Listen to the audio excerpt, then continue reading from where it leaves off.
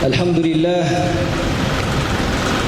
لله الذي أرسل رسوله بالهدى ودين الحق ليظهره على الدين كله ولو كره الكافرون أشهد أن لا إله إلا الله وحده لا شريك له وأشهد أن محمدا عبده ورسوله اللهم صل وسلم وبارك على سيدنا محمد وعلى آله وأصحابه أجمعين أما بعد قال الله تعالى في كتابه العزيز بعد أعوذ بالله من الشيطان الرجيم بسم الله الرحمن الرحيم يا أيها الناس اتقوا ربكم إن زلزلة الساعة شيء عظيم يوم ترونها تذهل كل مرضعة عما أرضعت وتضع كل ذات حمل حملها وترى الناس سكارى وما هم بسكارى ولكن عذاب الله شديد أشهد أن لا إله إلا الله وحده لا شريك له وأشهد أن محمدا عبده ورسوله. Saya berpesan kepada diri saya dan kepada jemaah sekalian, marilah kita pada hari ini memperbaharui rasa ketakwaan kita kepada Allah Subhanahu wa taala. Taqwallah, takut kepada Allah Subhanahu wa taala merupakan satu modal yang amat penting bagi setiap manusia. Dengan sebab ketakwaan inilah Allah Taala akan menyelamatkan kita di dalam kubur dan di padang mahsyar. Sehingga pesanan takwa ini menjadi rukun di dalam khutbah, diulang setiap minggu supaya kita dalam keadaan tidak lalai.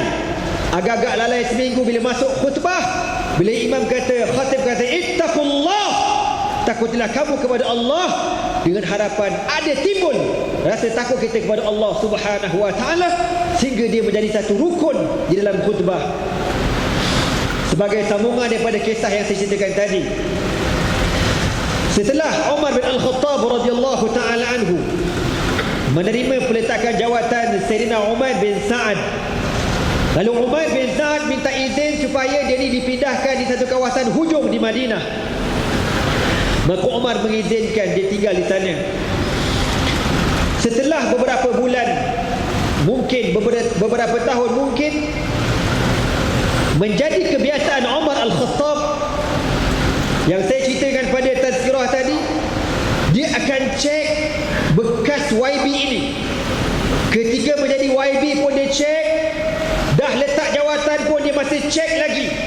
Dia nak pastikan betul ke tidak Umar bin Sa'ad ini orang yang zuhud, walaupun dia memang kenal Umar orang yang zuhud. Tapi mana tahu, wallahu alam, mungkin masa YB dia zuhud, lepas letak jawatan tantah dia dapat projek lain, dia ada akaun peribadi tersendiri, wallahu alam. Lalu Umar mengarahkan seorang sahabat bernama Al-Harith. Apa kata Umar kepada Al-Harith? Harith, kau pergi cek, kau pergi cari kampung Umar bin Sa'ad, kau tengok keadaan rumah dia macam mana. Fa in tara fihi athara ni'matin fa akhbirhu ilayya. Umar kata, kalau kau pergi rumah dia, kau nampak rumah dia ada tanda-tanda nikmat, bukan kemewahan, ada tanda-tanda nikmat. Contohlah tuan-tuan, kalau pergi masuk rumah dia ada kapet, contoh, kau report pada aku. Ataupun kau tengok rumah dia ada cushion, contoh, kau report pada aku. Wa illah, tapi kalau kau tengok rumah dia tak ada benda, kosong zuhud, fakhudh hadhihi mi'atu dananin wa atihi. Kau ambil ni duit ni 100 dinar, kau bagi dekat Umar bin Sa'ad. Maka Al-Harith ni tuan-tuan pergi perkampungan yang dikatakan Umar bin Sa'ad duduk dekat situ. Dia tanya alamat, tanya orang kampung duduk di rumah dia. Apa kata Al-Harith? Bila aku masuk rumah Umar bin Sa'ad, tidak ada langsung kesan-kesan nikmat di dalam rumah tu. Tak ada benda, tak ada benda. Kalau tuan-tuan baca sirah tentang Sayyidina Abu Darda radhiyallahu taala anhu, yang juga pernah jadi YB di Damsyik satu ketika dahulu, ketika Umar menziarahi Abu Darda waktu malam, sampai-sampai dah malam, lalu Abu Darda berikan Umar ingat bantal. Bila Umar letak kepala keras, Ini bantal apa ni? Batu ke bantal? Rupa-rupanya pelana kuda. Pelana kuda yang keras itu tuan-tuan dibuat bantal. Itu Abu Darda radhiyallahu taala anhu. Lalu Harith kata tak ada apa. Dia pun duduk dekat rumah Umair bin Sa'ad, dan dia berlakon seakan-akan dia tak kenal Umair bin Sa'ad. Umair bin Sa'ad kata, "Min aina anta?" Kamu daripada mana? "Min al-Madinatil Munawwarah." Aku datang daripada Madinah. Maka Umair tanya, "Kaifa halu Amiril Mukminin?" Bagaimana keadaan Amirul Mukminin Umar bin Khattab? Al-Harith kata, "Huwa bi khair." Di dalam keadaan sihat, alhamdulillah. Wa kaifal muslimun? Soalan yang kedua, bagaimana keadaan orang Islam di Madinah? Aku cakap alhamdulillah bi khair. Tuan-tuan, inilah sifat orang-orang yang hidup di zaman yang terbaik, di zaman Nabi SAW. Kalau orang datang jauh ziarah, soalan pertama dia akan tanya, kaifa halul muslimun? Afwan, kaifa halul muslimin? Bagaimana keadaan orang Islam dekat tempat engkau? Itu sepatutnya. Kalau kita tak, kalau orang kampung, contohlah, kita ada kawan daripada Perak ke mana ke Nambai kan? Daripada mana kau main? Perak. Durian ada? Durian juga yang kau tanya. Tanya kaifa halu masajidihim wa kaifa halul muslimin? Tanya macam mana masjid dekat sana, hidup ke tidak? Surau-surau hidup ke tidak? Kuliah maghrib ada ke tidak? Itu tanda kau orang yang ambil berat pasal Islam. Ni tak, berteka darah tak habis-habis kita ni. Maka dia tanya kaifa halul muslimin? Qal bi khair. Dan soalan yang ketiga dia tanya, Alaysa Umar yaqumul had? Adakah Umar masih lagi melaksanakan undang-undang hudud? Qala na'am. Ya, alhamdulillah, kata Umar bin Sa'ad. Tuan-tuan, lalu Al-Harith ini duduk dekat rumah Umar bin Sa'ad selama 3 hari. Selama 3 hari, tuan-tuan, apa makanan yang dihidangkan oleh Umair bin Sa'ad kepada Al-Harith? Hanya ada sekali sahaja makan pada waktu malam. Apa makanan itu? Qirsan min sya'ir, sekeping roti. Setiap hari makanan sekeping roti. Penyicah pun tak ada, jam pun tak ada, sekeping roti. Lalu Al-Harith berasa pelik. Takkan hari-hari keluarga ni melantak benda ni aja? Masuk hari ketiga, rupa-rupanya ada jiran perasan. Dia tengok Al-Harith ni dah 3 hari duduk rumah Umair bin Sa'ad. Lalu satu hari jiran dipanggil, "Tuan, nampak gaya tuan ni orang luar, bukan orang sini kan?" "Ya." "Tuan menumpang dekat rumah Umair ke?" "Ya." "Berapa hari dah?" "Dah 3 hari." "Saya nasihatkan tuan duduk rumah saya je lah, jangan duduk rumah Umair." "Kenapa?" "Kami kenal sangat Umair. Umair style dia, kalau tetamu datang, satu keluarga takkan makan. Tak ada makanan. Seluruh makanan yang ada, yang sekeping roti yang dikongsi antara anak, isteri dan suami, diberikan kepada tetamu. Makanan yang kau makan sepanjang 3 hari, itu merupakan makanan Umair. Aku yakin keluarganya langsung tak ada makanan." Allah! Terperanjat Al-Harith. Lalu Al-Harith ni, tuan-tuan, masuk dalam rumah Umair. Dia kata, "Ya Umair, aku nak cakap dekat engkau, yang aku sebenarnya ialah wakil daripada Umar bin Al-Khattab radhiyallahu taala anhu, yang diamanahkan untuk melihat keadaan kau. Dan bila Umar kata kalau ada kesan-kesan nikmat, hantar laporan kepada aku. Tetapi apa yang aku lihat dekat rumah kau sepanjang 3 hari, hanya ada sekeping roti." Maka dia pun keluarkan duit 100 dinar ni, tuan-tuan, bagi dekat Umair. Umair ni bila nampak duit 100 dinar, dia kata, "Mahadhihi?" Apa benda ni? Dia kata, "Hazi amanatun." Ini amanah daripada Umar kepada kamu. Apa kata Umar? "Keluarkan daripada rumah aku tak nak benda ni." Masa dia kata macam tu, orang rumah dia dengar. Zaujah, isteri dia dengar kat dapur. Dia orang susah. Dia kata, "Bang, ambil duit tu bang, ambil. Kalau abang tak nak guna, orang keliling kelalang kita ramai yang susah, kita bagi." Suami dia kata, "Kalau kau nak, kau bagi, aku tak nak." Lalu tuan-tuan, bila Al-Harith tu dengar, memang keluarga dia susah, dia campak duit 100 dinar tu, dia pun keluar. Tuan-tuan, Al-Harith sampai ke Madinah. Umar Al-Khattab jumpa. Soalan pertama Umar kata, "Kaifa wajadtahu?" Bagaimana kau dapati Umair? Macam mana kehidupan dia? Apa kata Umair? Faqrun syadid, dia kata, kefakiran yang luar biasa. Hal ataitahu dananin, adakah kau bagi kepada dia 100 dinar? Aku bagi. Apa yang dibuat duit tu? Al-Harith kata, aku tak tahu, tapi aku rasa dia takkan simpan duit tu. Umar, tuan-tuan, saya dah katakan tadi, orang yang amat strict. Subhanallah, kalau Umar masih hidup lagi pada hari ini, saya tak tahu macam mana dibuat pada kita, tuan-tuan. Saya tak tahu bagaimana dibuat dekat pemerintah pada hari ini. Subhanallah. Tengok tuan-tuan cerita saya ni, daripada saya cerita tazkirah tadi, time jadi YB, lepas letak jawatan dan lepas bagi 100 dinar. Umar, dia tak puas hati. Lalu Umar hantar surat minta Umair datang ke Madinah. Umar datang ke Madinah. Maka Umar tanya soalan, kaifa haluka? Alhamdulillah. Wa madza fa'alta bidananin? Kau buat apa dengan 100 dinar? Apa kata Umair? Aku tak nak jawab. Umar kata, jawab, aku nak tahu. Aku ada hak tahu, aku ada hak sebab aku Amirul Mukminin. Aku ada hak tahu. Apa kata Umair? Ad-dakhiru biha fi yawmin la yanfa'u malun wala banun illa man atallaha biqalbin salim. Duit yang kau bagi tu, aku dah simpan dalam simpanan aku. Ada akaun peribadi aku. Terperanjat Umar, kau biar betul?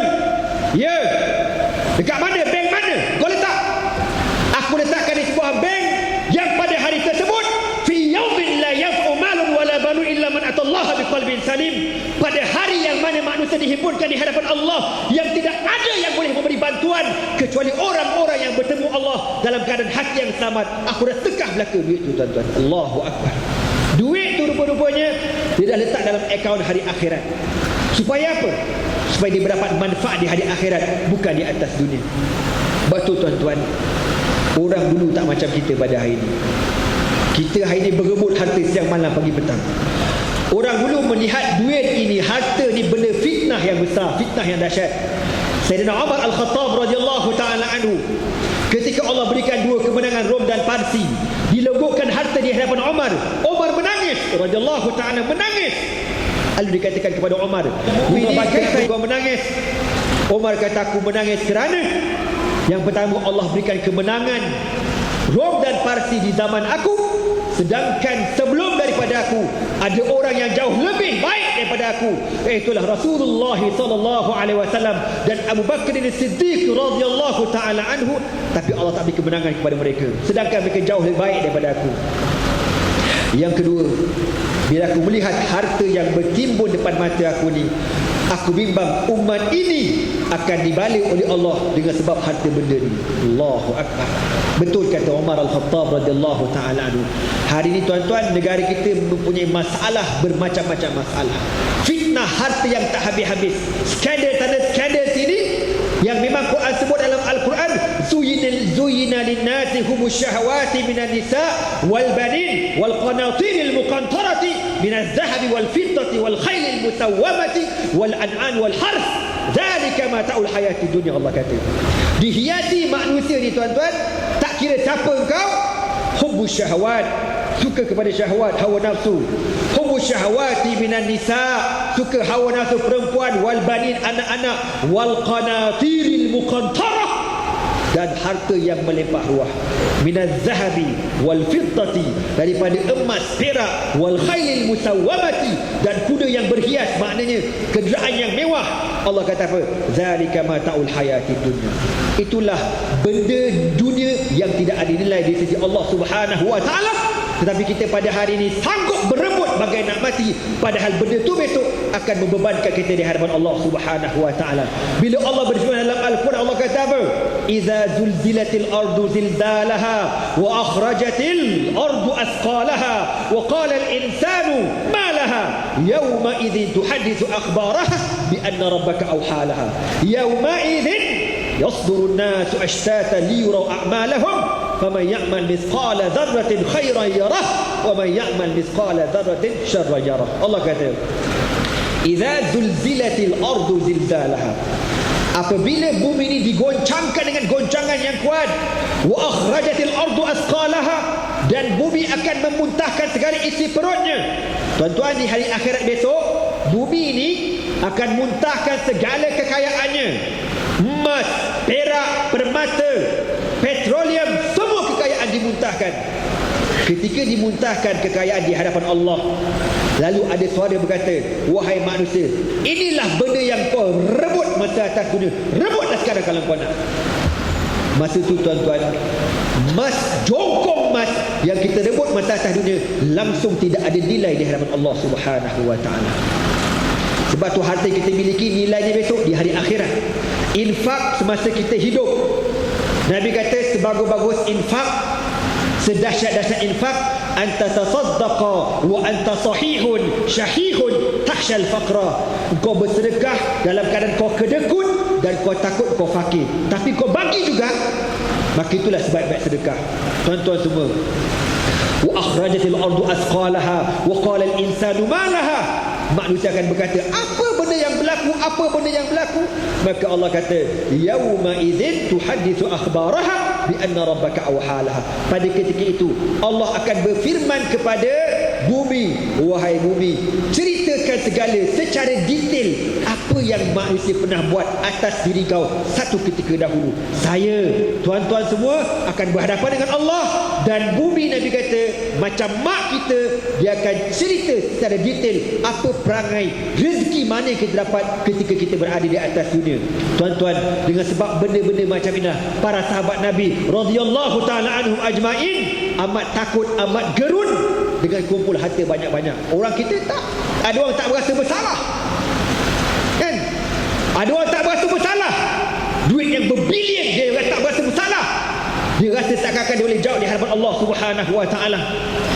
Maka tuan-tuan, Sayyidina Umar Al-Khattab bila mendengar kata Umair bin Sa'ad yang duit 100 dinar telah aku infakkan untuk aku mendapat manfaatnya di hari akhirat, fabaka Umar hatta ballalat lihyatuhu, menangis Umar sampai basah janggutnya. Lalu tuan-tuan, Umar ni dia sayang pada sahabat ni, dia bagi dua hadiah,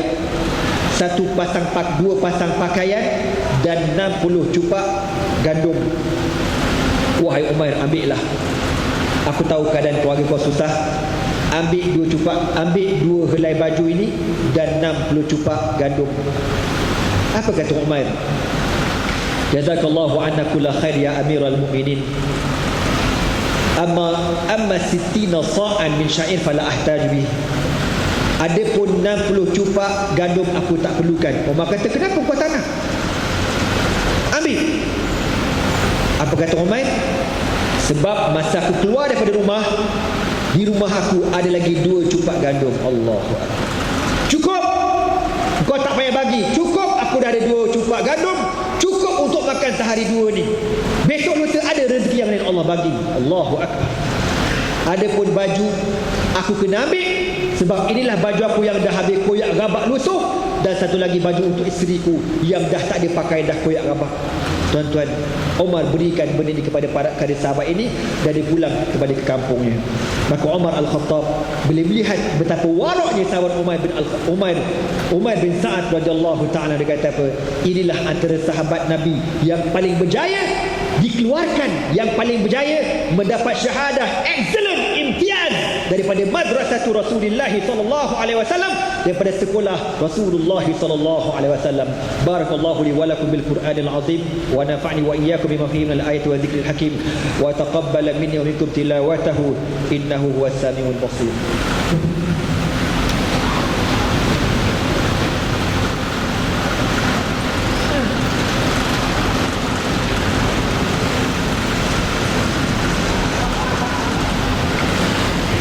Alhamdulillah, alhamdulillahilladzi hadana lihadza wa ma kunna linahtadiya laula an hadana Allah. Asyhadu an la ilaha illallah وحده لا شريك له وأشهد أن محمدا عبده ورسوله اللهم صل وسلم وبارك على سيدنا محمد وعلى آله وأصحابه أجمعين. قال الله تعالى يا أيها الذين آمنوا اتقوا الله حق تقاته ولا تموتن إلا وأنتم مسلمون. وقال الله تعالى إن الله وملائكته يصلون على النبي يا أيها الذين آمنوا صلوا عليه وسلموا تسليما. Tuan-tuan semua, akhirnya Umar bin Sa'ad radhiyallahu ta'ala anhu meninggal dunia di zaman pemerintahan Umar Al-Khattab radhiyallahu ta'ala anhu. Dan ketika Umar memasukkan jenazah Umair di dalam liang lahat, apa kata Umar Al-Khattab? Beruntunglah engkau wahai Umair, engkau pergi dalam keadaan begitu ringan kaki engkau melangkah bertemu Allah Subhanahu wa taala. Begitu ringan belakang kau tanpa membawa bebanan dunia bertemu Allah Subhanahu wa taala. Maknanya apa tuan-tuan? Kita ni makin banyak harta kita, makin susah soalan kita di hadapan Allah Subhanahu wa taala. Bukanlah bermaksud kita tak boleh nak kaya tuan-tuan, boleh kaya. Nabi sebut dalam hadis, la ba'sa bil ghina liman ittaqa. Tidak mengapa kau nak menjadi orang kaya dengan cara kau menjadi orang yang bertakwa kepada Allah Subhanahu wa taala. Orang yang infakkan hartanya di jalan Allah Subhanahu wa taala. Tapi jangan sekali-kali harta yang kita miliki merosakkan kita, menjauhkan kita daripada Allah Subhanahu wa taala. Maka Umar bin Sa'ad insya-Allah akan melalui sitian sirat al-mustaqim dengan mudah, dengan tidak membawa bebanan yang berat di belakangnya. Sebab tu tuan-tuan, kita makin banyak harta makin susah soalan kita. Saya ambil contoh mudah. Contoh kalau tuan-tuan balik pada luar negara, bawa barang banyak-banyak, bawa beg kargo bertroli-troli, tuan seorang saja. Sampai di depan custom, agak-agak custom boleh lepas macam tu aja. Custom akan tanya, ni beg apa ni Ji? Ni beg apa ni? Buka. Dia nak tengok belaka. Sebab apa? Banyak sangat benda kau bawa seorang aja. Itu atas dunia tuan-tuan. Fama balukum, apatah lagi di hari akhirat. Ma li hadzal kitab la yughadiru saghiratan wala kabiratan illa ahsaha wa wajadu ma amilu hadiran wa la yazlimu rabbuka ahadan. Bila dibuka buku amalan kita, apa kita kata? Ma li hadzal kitab, ya Allah, buku apa ini? La yughadiru saghiratan wala kabiratan illa ahsaha, yang tidak meninggalkan sedikit pun kecuali didetailkan. Allahu Akbar. Semoga Allah Ta'ala memudahkan hisab kita di padang mahsyar insya-Allah. Amin. Ya Allah ya Rabbal Alamin. Allahumma fil lil muslimina wal muslimat wal mu'minina wal mu'minat al ahya'i minhum wal amwat bi rahmatika ya arhamar rahimin. Allahumma a'izzal islam wal muslimin wa adhill asyirka wal musyrikin wa dammir a'da'aka a'da'ad din la siyama al kuffar والمنافقين. اللهم انصر إخواننا المستضعفين المجاهدين في فلسطين وفي غزة وفي سوريا وفي مصر وفي اليمن وفي العراق وفي روهينيا وفي ماليزيا وفي كل مكان وفي كل زمان يا رب العالمين. اللهم أعنا على ذكرك وشكرك وحسن عبادتك. اللهم اهد سلطاننا وارزقه بطانة خير يهديه إلى صراطك المستقيم يا رب العالمين. ربنا افتح بيننا وبين قومنا بالحق وأنت خير الفاتحين. ربنا أفرغ علينا صبرا وتوفنا مسلمين. ربنا آتنا في الدنيا حسنة وفي الآخرة حسنة وقنا عذاب النار. عباد الله، إن الله يأمر بالعدل والإحسان وإيتاء ذي القربى وينهى عن الفحشاء والمنكر والبغي يعظكم لعلكم تذكرون. أقيموا الصلاة.